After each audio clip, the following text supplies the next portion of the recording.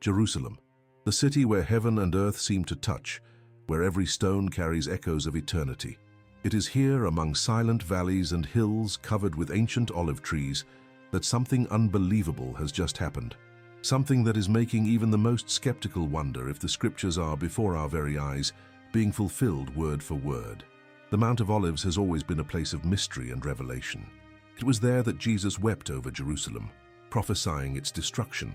It was there also that he taught about the end of times, describing signs in the heavens, wars, and the glorious return of the Son of Man. And it was precisely from that mount that he ascended into heaven before his disciples. The book of Acts, chapter 1, describes the scene. As Jesus rose amid the clouds, two angels appeared and told the disciples that he would return in the same way he had gone up. That promise echoed through generations. The Messiah would return and his feet would once again touch the Mount of Olives. The most impressive detail is that the biblical text is not vague. It mentions the location with precision. The Mount of Olives, east of Jerusalem, directly facing the temple. That is the geography of the return. And according to the prophets, something extraordinary would happen at that moment. A quake so powerful that it would split the mount in two, opening a valley from east to west. This prophecy was recorded in Zechariah 14:4 more than 2,500 years ago. And now, centuries later, science is confirming the impossible.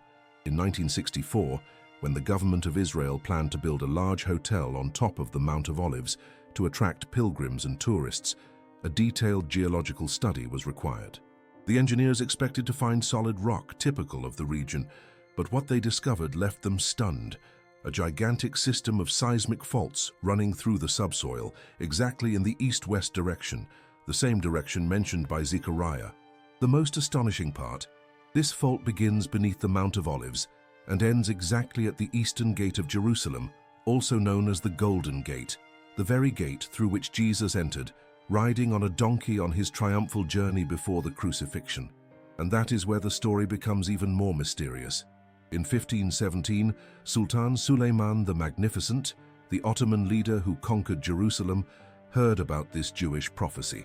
He learned that the Messiah of the Jews would again enter the city through that gate, coming from the Mount of Olives. Fearing the fulfillment of the prophecy, Suleiman ordered the eastern gate completely sealed with enormous stone blocks and, to reinforce his barrier, turned the area into a Muslim cemetery. He believed no Jewish Messiah would dare step on ground considered impure. But without realizing it, the Sultan ended up participating, albeit against his will, in the very story he was trying to prevent. Today, more than 500 years later, the gate remains closed, and between it and the mount lies an invisible line, an underground scar that connects the point of Christ's ascension to the gate through which he entered, and according to prophecy, will enter again. Many call this coincidence. Others call it living proof that the Word of God is literal, precise, and unchangeable. A detail few know is that the book of Ezekiel, chapter 43, mentions this very same gate. Ezekiel describes a vision in which the glory of the Lord entered by the gate facing east, and immediately afterward the man of the temple says, "This gate is to remain shut because the Lord, the God of Israel, has entered through it." It is exactly what we see today. The eastern gate is closed, sealed for centuries, and the prophets had already said it would remain so until the return of the divine glory. Now, what is shaking the world is that the subsoil of that region is literally prepared to fulfill the rest of the prophecy. The geological fault discovered in the 1960s shows a perfect connection between the mount and the gate. If a major earthquake were to occur, the fissure would open exactly as described by Zechariah. The Mount of Olives would split in half, and the eastern gate would be breached. Imagine that happening in front of cameras, in a connected world in real time. There would be no more room for skepticism. Israeli experts have returned to study this fault in recent decades, and the consensus is clear. The ground of the Mount of Olives is unstable, with deep cracks extending toward the Kidron Valley and the eastern gate. In other words, the stage is set. And here comes a detail many overlook. In Hebrew, the name Jerusalem can be read as foundation of peace, yet the very structure of the city rests on a line of tension, both spiritual and geological. It is as if God had inscribed in the earth the story that one day he himself will complete. Some say this is coincidence. But how to explain that a prophet 2.5 millennia ago described, with precision, the exact direction of an underground fault that would only be discovered in 1964? How to explain that a gate prophesied to remain sealed was indeed blocked out of fear of the Messiah, and that this same gate is aligned with the seismic fissure that one day may open at the exact moment of the return? It is not coincidence. It is design. It is the invisible signature of God in geology, history, and faith.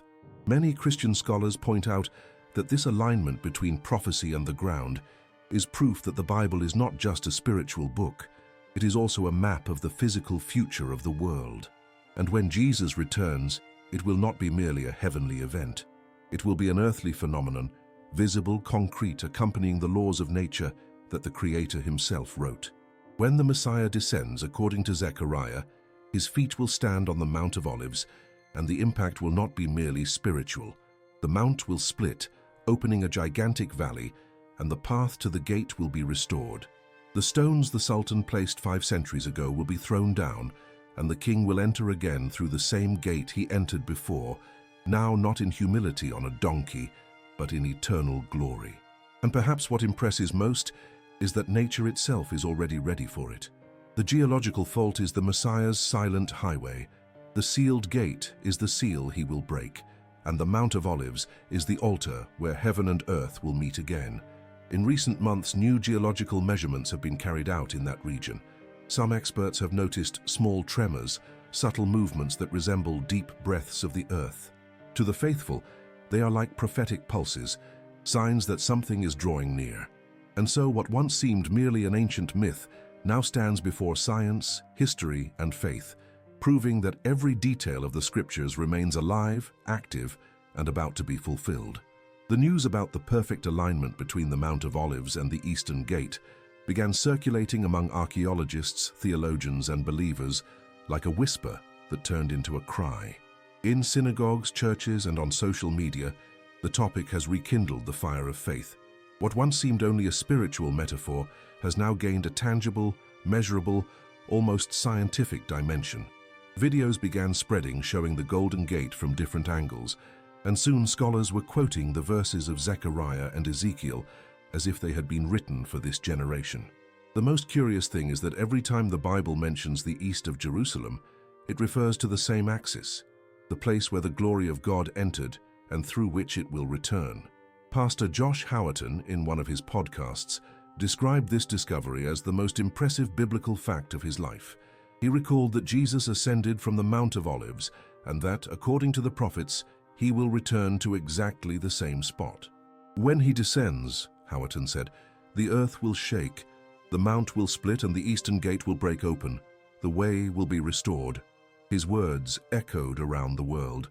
Suddenly, the ancient prophecy of Zechariah 14:4 ceased to be just a distant verse. It became a map of a future event that the very geology of Israel confirms. The verse says, "On that day his feet will stand on the Mount of Olives east of Jerusalem, and the Mount of Olives will be split in two from east to west, forming a great valley, with half of the mountain moving north and half moving south." The text is far too detailed to be symbolic. The prophet mentions direction, movement, and physical consequence. And now the geological study shows exactly that. A fault line that crosses the mount from east to west, with real potential to split the mountain in half in the event of a major earthquake. The most fascinating part is that, in recent years, Israeli scientists have detected an increase in tectonic pressure along that very line. Small tremors have been recorded. Nothing catastrophic, but enough to remind us that the earth is alive, and that the literal fulfillment of the prophecy is a real possibility, not a poetic figure. While scholars debate, the Eastern Gate remains motionless, silent, as if waiting for the exact moment to open. It is the only gate of the walled city of Jerusalem that has remained sealed since the 16th century. Suleiman the Magnificent believed he could stop the divine plan with stones and cement. But what he actually built was a monument to the prophecy itself, a barrier that one day will be torn down, not by human hands, but by the power of God. Amid all this, there is profound symbolism. The closed gate represents the present world, closed to the divine presence hardened by unbelief, And when the Messiah returns, not only stones will fall, but hearts will open. The earthquake will not be merely geological, it will be spiritual. Heaven will touch the ground, and what has been written since antiquity will be fulfilled with absolute precision. The scriptures have always presented Jerusalem as the center of the divine plan. Isaiah called it the city of the great king. And it is curious to note that throughout history, every empire that tried to dominate it ended up reaping judgment. Babylon, Rome, the Ottoman Empire, the British Mandate, all passed away, but Jerusalem endures. And now, as if the earth itself were awaiting a heavenly command, the Mount of Olives seems to breathe in silence, prepared for the final impact. Some Israeli geologists, interviewed in recent documentaries, confirmed that the predominant rock on the mount is limestone, extremely susceptible to fracturing under pressure. In other words, a sufficiently strong seismic movement could indeed split the mount and create a valley toward the Golden Gate. Nature is aligned with the prophecy.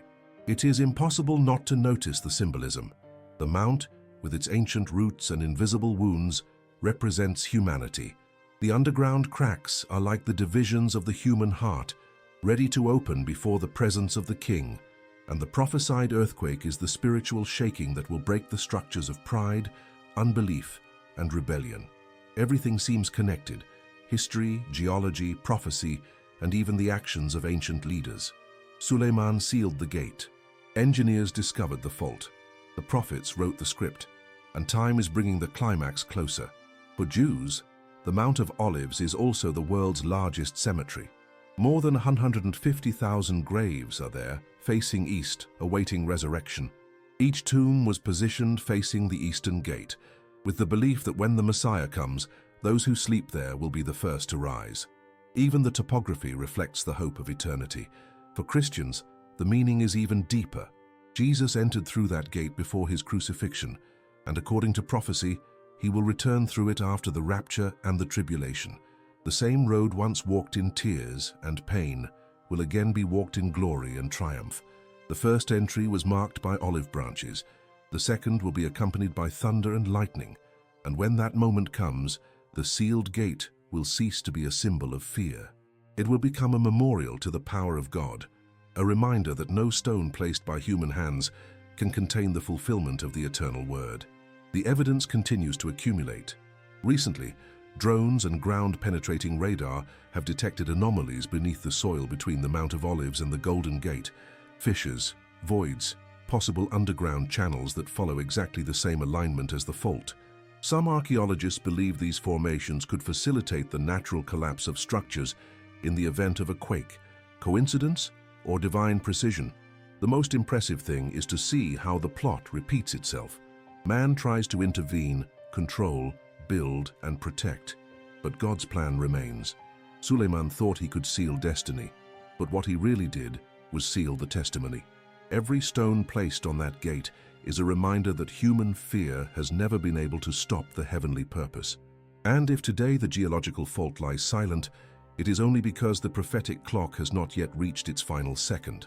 But when the time sounds, the roar will be cosmic. The mount will open, light will pass through the gate, and the whole world will recognize what many doubted.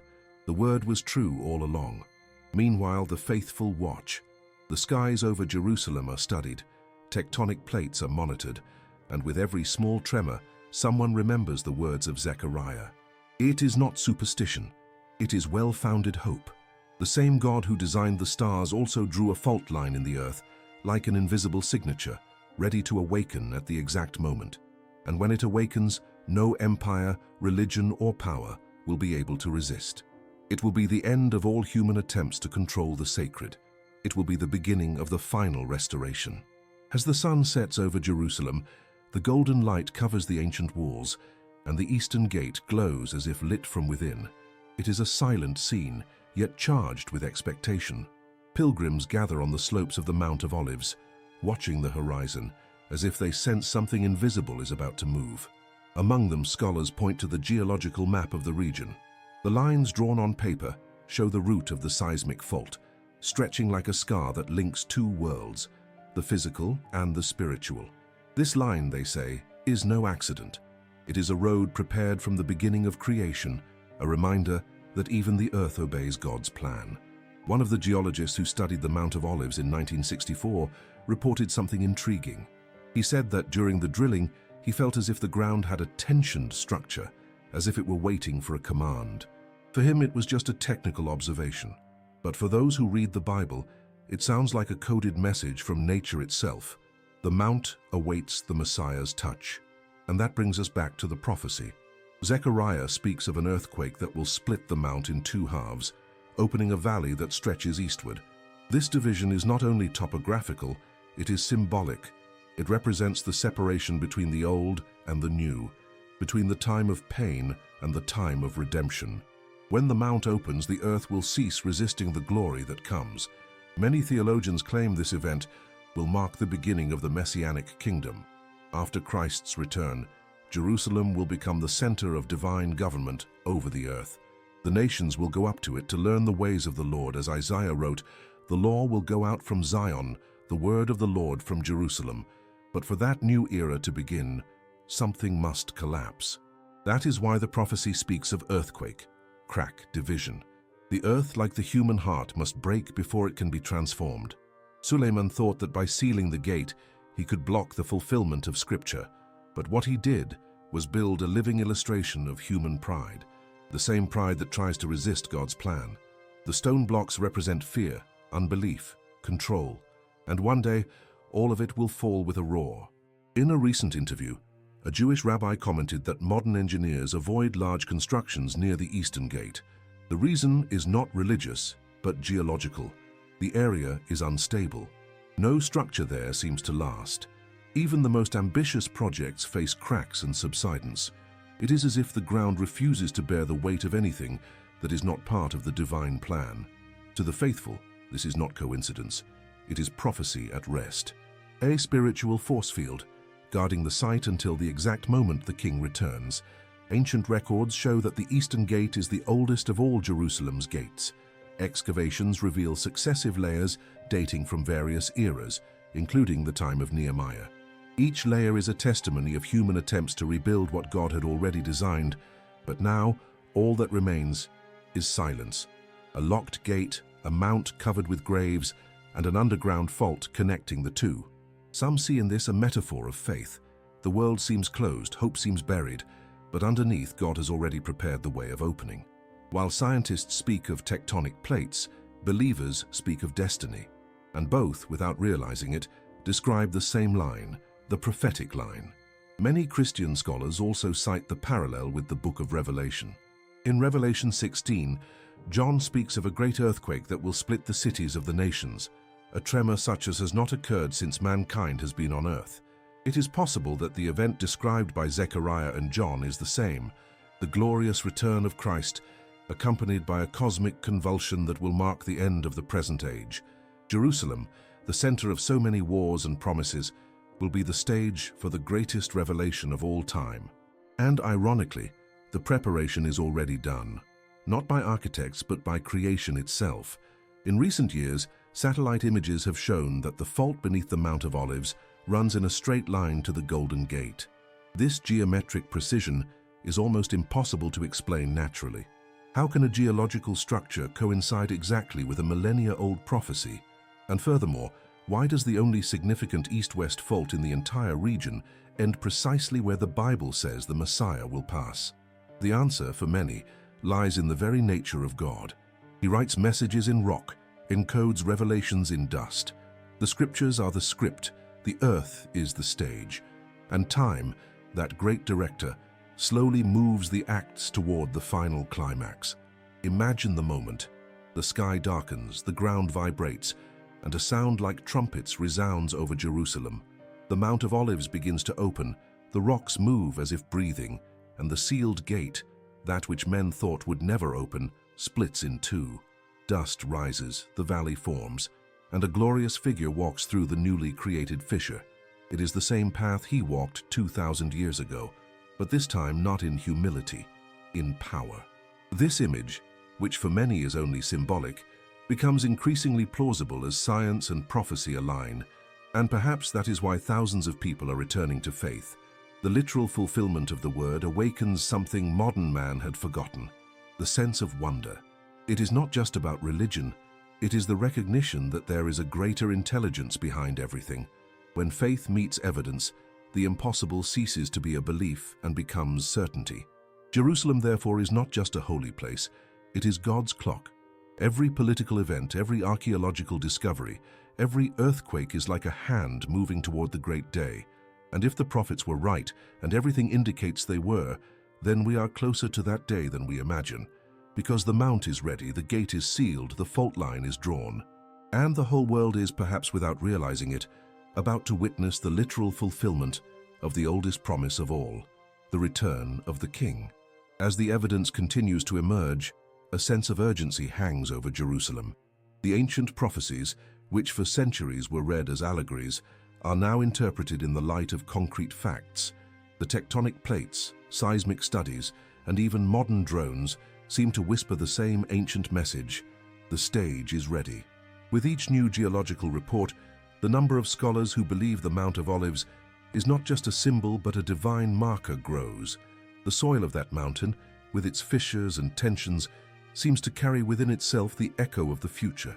It is as if the whole creation were awaiting a signal, the exact moment when the Creator will again set foot where he last stood.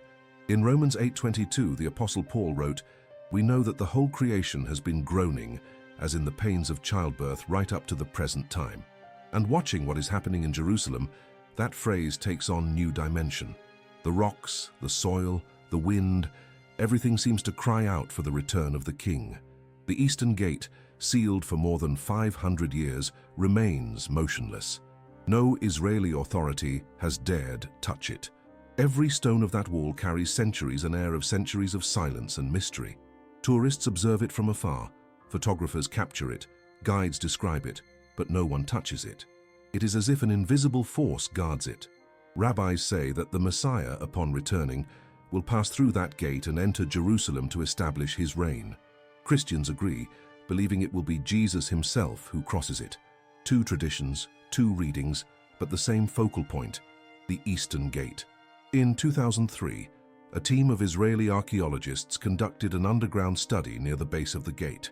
They discovered an even older gate deeper down, dating perhaps to the time of Solomon or even Ezekiel. This confirmed that the current structure rests on something even more ancient, exactly as described in the prophetic visions. Once again, archaeology bowed before scripture. The silence surrounding the gate has something sacred about it.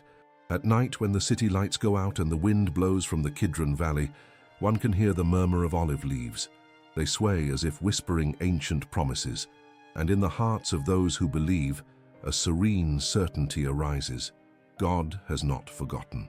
Recent events in Israel, the political and religious tensions, everything seems to revolve around the same region. While the world discusses economy, war, and technology, Jerusalem remains the most sensitive point on the planet, the spiritual epicenter of humanity, and it is no coincidence that it is there, and nowhere else, that the final prophecy will be fulfilled. The prophet Zechariah describes the Messiah's return not only as a spiritual event, but as a cosmic cataclysm. The heavens will open, and the Mount of Olives will split. A valley will appear, a path will be restored, and the King will walk among men again. Old Testament scholars point out that the Hebrew used in Zechariah 14:4 carries a literal connotation. The expression "will be split," venivka, is used in physical, not symbolic contexts. This reinforces the idea of a real, visible, tangible event. And curiously, the discovered geological fault follows exactly the direction the prophet described, from east to west. None of this seems accidental. The closed gate, the Muslim cemetery, the seismic fault, the tensioned mountain, everything seems part of the same script, a sequence meticulously planned from the beginning of time. And if geology confirms the prophecy, history confirms the pattern. Every time men tried to stop divine action, they ended up strengthening the prophecy itself. So it was with Pharaoh, with Nebuchadnezzar, with Rome, and with Suleiman the Magnificent. All thought they could contain God. None succeeded. The same is happening today.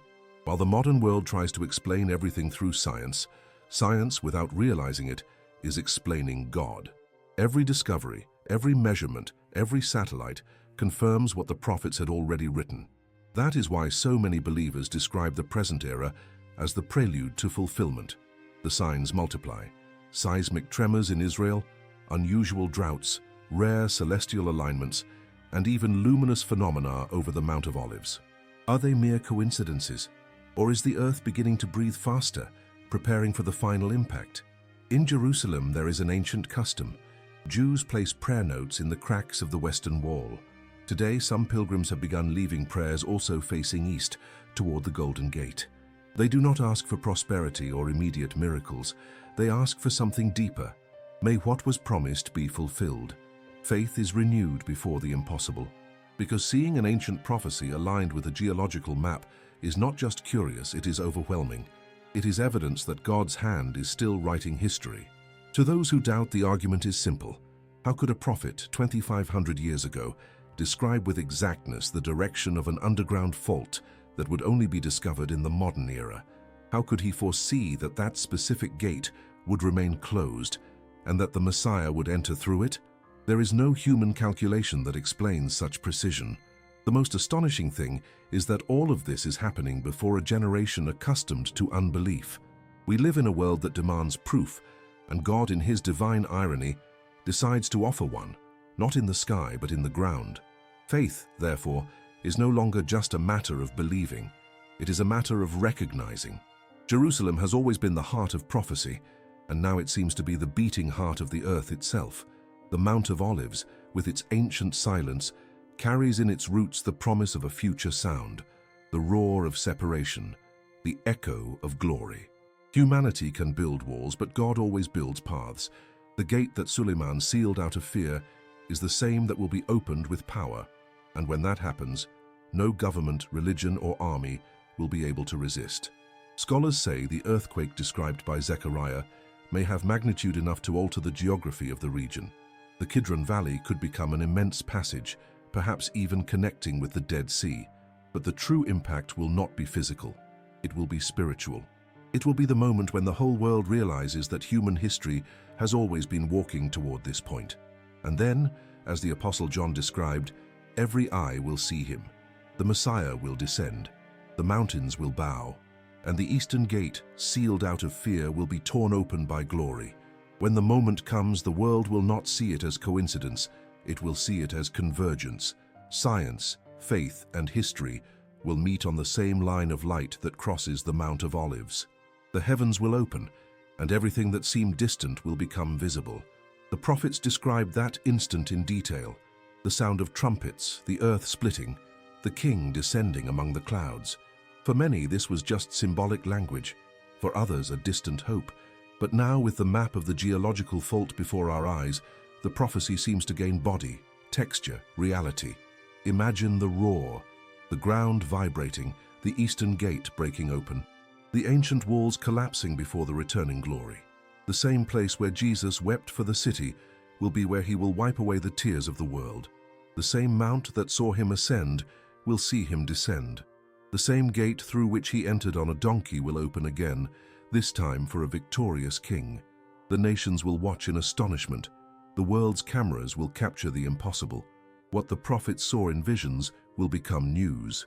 And in that instant, everyone will understand that God never failed to fulfill a single promise. He was only waiting for the exact time, the perfect clock of his plan. Many will say, it was just a geological fault. Others will reply, it was the line drawn by the hand of God.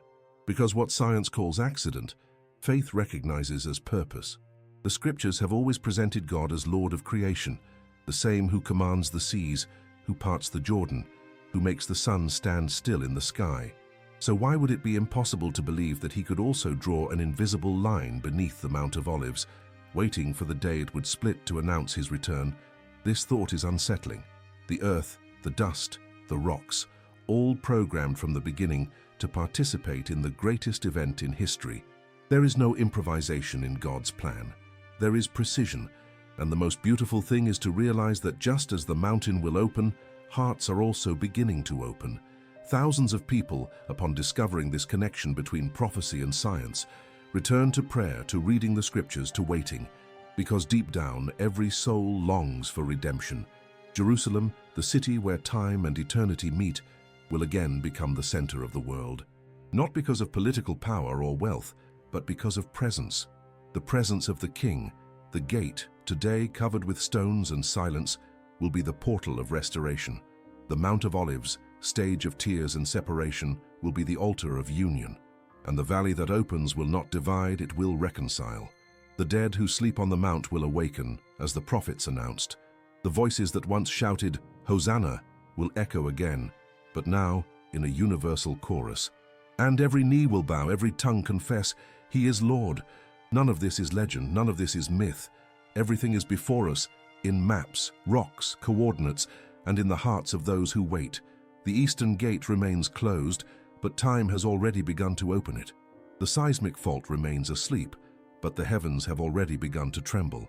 The mount stands still, but the prophecies have already begun to move.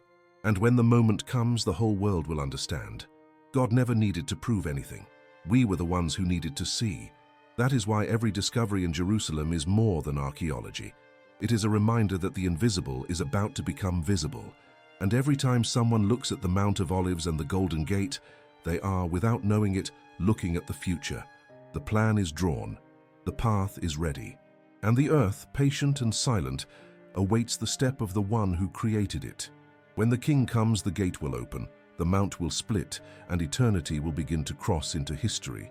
Because on that day, what was written in Zechariah, Ezekiel, and Acts will cease to be promise, it will be reality. And then the whole world will know that the God of the Bible has always been the God of truth.